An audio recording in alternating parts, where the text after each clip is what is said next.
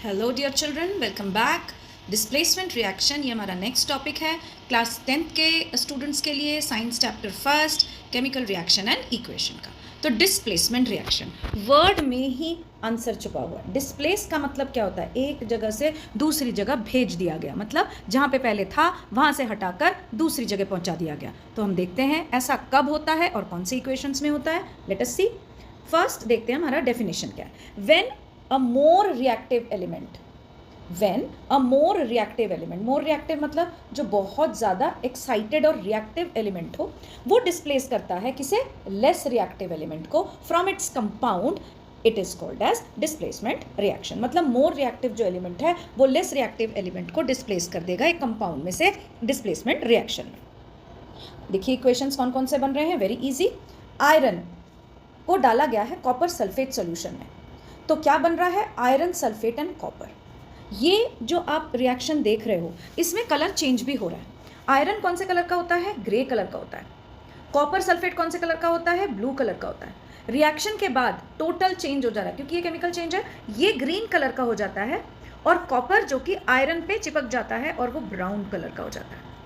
तो यहाँ पे हमें कलर चेंज भी दिखाई देगा। Let us see and find out now कि इसमें मोर रिएक्टिव एलिमेंट कौन सा है और लेस रिएक्टिव एलिमेंट कौन सा है। देखिए ये तो है हमारा कंपाउंड। कौन सा है हमारा कंपाउंड? Copper sulphate. ये हमारा इंट्रोड्यूस्ड एलिमेंट है। तो ये जो कॉपर है इस कंपाउंड में ये है लेस रिएक्टिव, और जो आयरन यहाँ पे इंट्रोड्यूस किया गया है ये है मोर रिएक्टिव। तो जैसे ही ये यहाँ पे इंट्रोड्यूस किया गया तो इसने कॉपर को उसके कंपाउंड से हटा दिया, देखिए हटा दिया, और खुद आके इस कंपाउंड में जुड़ गया। ये देखिए तो डिस्प्लेस हो गया। पहले एक सिंगल एलिमेंट था, आयरन सिंगल एलिमेंट था, कंपाउंड के अंदर आते ही कंपाउंड से कॉपर को बाहर कर दिया और खुद जाके जुड़ गया और कंपाउंड बन गया। तो ये कब पॉसिबल होता है? जब एक हाई रिएक्टिव एलिमेंट एक लो रिएक्टिव एलिमेंट को डिस्प्लेस करता है अपने कंपाउंड से। यहाँ पे आपको मैंने कलर चेंज भी बता दिया है। Similarly some more equations are here where it says zinc, मतलब जिंक हाई रिएक्टिव है, फिर से कॉपर लेस रिएक्टिव है, हटा दिया गया डिस्प्लेसमेंट रिएक्शन और कॉपर आके सल्फेट में जुड़ गया। Similarly lead, lead high reactive element है, कॉपर लेस रिएक्टिव एलिमेंट है, ये खुद जुड़ जाता है क्लोरीन के साथ in the compound forming lead chloride और कॉपर को हटा दिया जाता है। It's a very very easy reaction called as displacement reaction. खाली आपको ये सारे equations you have to learn by heart. Now the next topic is double displacement reaction. Now what does it say? Double displacement reaction.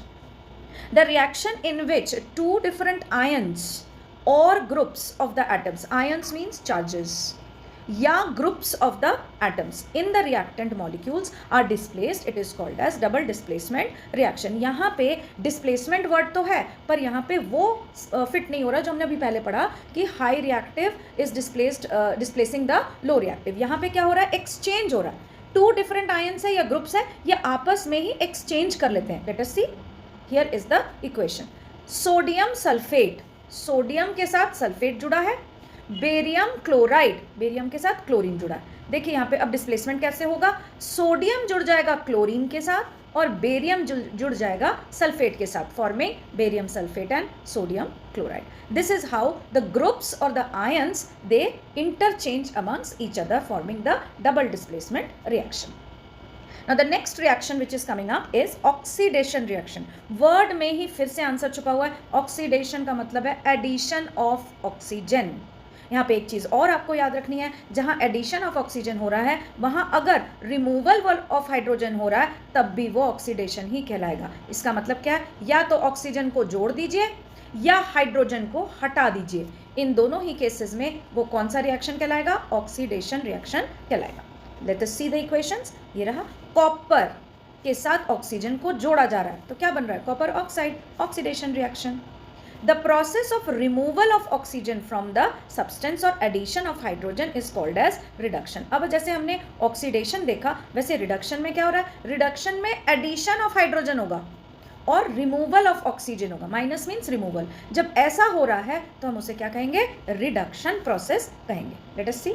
अब इस copper oxide में जैसे ही हमने hydrogen मिलाया, ध्यान से देखिएगा, हाइड्रोजन को ऐड किया तो क्या है? रिडक्शन है।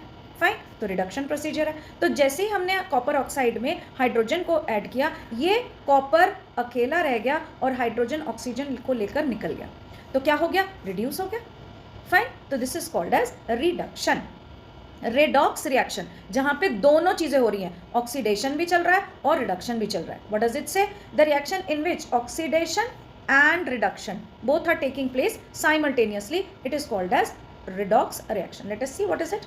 Removal of oxygen मतलब reduction, addition of oxygen मतलब oxidation. तो देखिए यहाँ पे क्या हो रहा है, हाइड्रोजन कॉपर ऑक्साइड के साथ हाइड्रोजन को जोड़ा है, तो क्या हो रहा है, कॉपर यहाँ से ऑक्सीजन हट जा रही है. नहीं कॉपर की, क्यों हट जा रही है? क्योंकि हाइड्रोजन उसे लेकर पानी बना चुका है. तो यहाँ पे copper oxide is reduced to copper, copper oxide is reduced to copper, and here hydrogen is oxidized into water. मतलब यहाँ से ऑक्सीजन हट रहा है और यहाँ पे ऑक्सीजन जुड़ रहा है, तो यहाँ पे रिडक्शन हो रहा है और यहाँ पे ऑक्सीडेशन हो रहा है, तो दोनों चीजें चल रही हैं simultaneously. It is called as redox reaction. So for today, let me sum it up. I hope you are liking all the videos. Keep commenting if you want to know something more. I'm always there to answer your questions. Thank you. Goodbye.